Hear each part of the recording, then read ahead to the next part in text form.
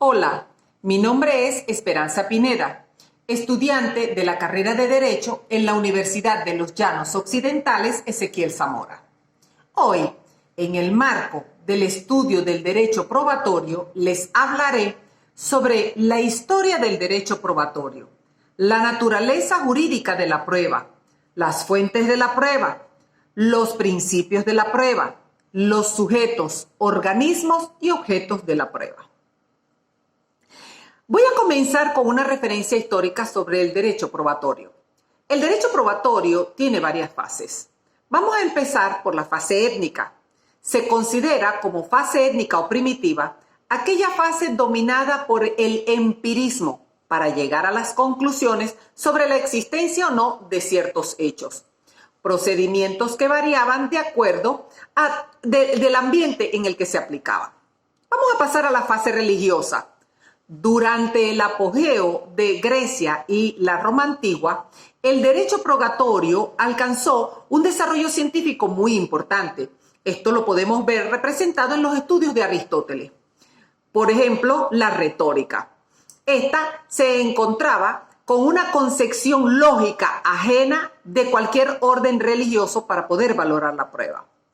Otra de las fases muy importantes sobre el derecho probatorio fue la Revolución Francesa. Acuérdense que esta trajo la reacción contra la tarifa legal y la implantación de la libertad de la apreciación de las pruebas por parte del juez. Primero en el proceso penal y luego en el proceso civil. Acuérdense que el Código de Hammurabi en el derecho de la antigua Grecia, con el desarrollo de la vida, se dieron las primeras éxitos de la justicia. Vamos a pasar pues a las acepciones de la palabra prueba. La palabra prueba se usa para designar los medios de prueba, o sea, los medios de convicción considerados en sí mismos y que llevan a través de la inteligencia a admitir la realidad de un hecho. De este modo, se habla de prueba de testigo, pruebas instrumentales, entre otras. También se usa para designar la producción de la prueba, a las circunstancias de hacerla valer ante los tribunales. Así se dice que la prueba le incumbe al demandante o al demandado. También se entiende como el resultado obtenido con los medios de prueba, de los cuales se hicieron el empleo de la misma. Significa si hubo o no la demostración del hecho que se sostiene. También la prueba se utiliza como fase del juicio anterior al fallo.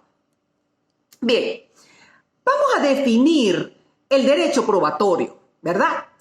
El derecho probatorio es aquella rama del derecho que se ocupa de la fijación, evaluación, práctica y examen de la prueba en un proceso para crear en el juez una convicción de certeza respecto a la causa a juzgar.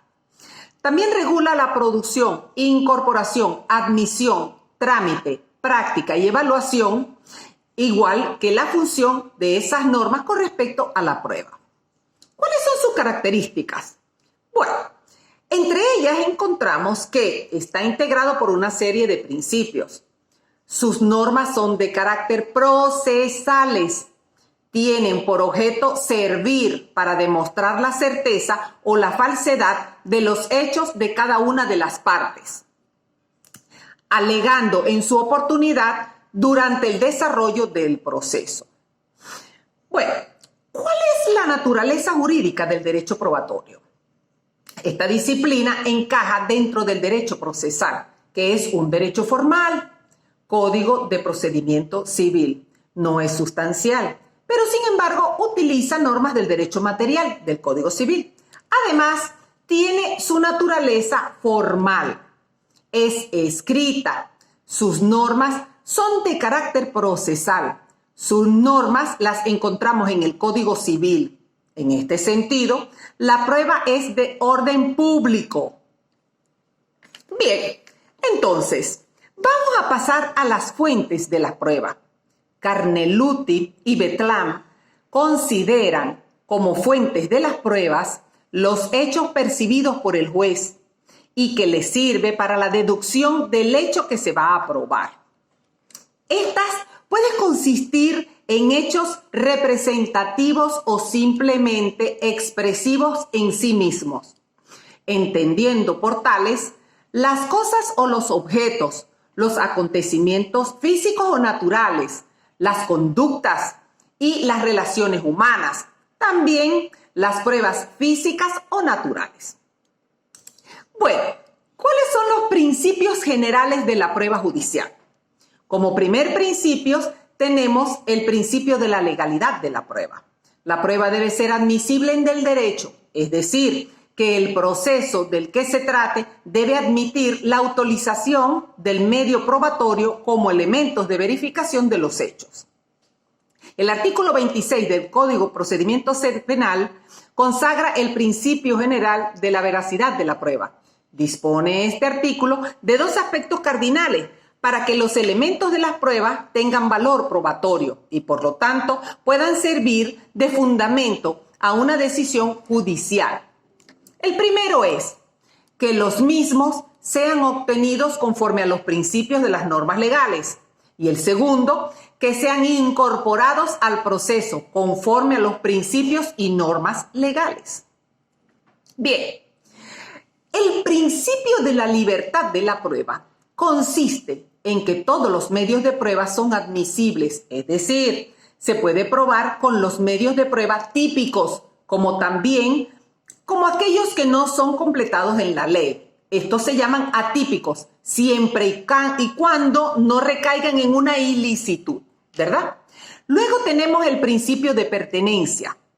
Este principio existe porque tiene que haber una relación entre el hecho o circunstancia que se requiere acreditar con el elemento de prueba que se pretende utilizar. Luego tenemos el principio de conducencia y de utilidad. Este se refiere a la relevancia que tienen los hechos probatorios, si estos van a ser útiles o no para resolver el caso en particular. También tenemos el principio de la legitimidad. Esto tiene que ver con alguna prohibición o impedimento que expresamente declare el ordenamiento jurídico procesal respecto a este medio de la prueba que se va a utilizar. Vamos a pasar a los sujetos. ¿Quiénes son los sujetos? Órganos y objetos de la prueba. Los sujetos son las personas que se desempeñan en alguna de las actividades procesales o probatorias, de las proposiciones, admisiones, prácticas, contradicción o discusión y también valoración y apreciación de la prueba. Esto es, el juez, las partes principales y las partes secundarias del proceso. Los órganos de pruebas, son las personas que se limitan a colaborar con el juez en la actividad probatoria, como los testigos instrumentales de las inspecciones que exigen algunos códigos de procedimiento. O también son los que suministran el conocimiento del objeto de la prueba, como por ejemplo los peritos, los intérpretes, los testigos comunes, las partes que confiesan en los interrogatorios, que no son los autores de los hechos, los documentos alegados al proceso. Los órganos de prueba son generalmente los terceros que no intervienen y las partes solo cuando son autores de los medios de prueba. Las confesiones, los documentos, pero jamás va a ser el juez. Como objeto de la prueba podemos decir que es todo hecho que precisa una demostración en el proceso para constituir los presupuestos de las decisiones. Bien, tengo que decirles que con estas palabras termino la intervención de hoy, esperando que nos volvamos a sentir pronto en mi nuevo aporte. Muchas gracias y hasta luego.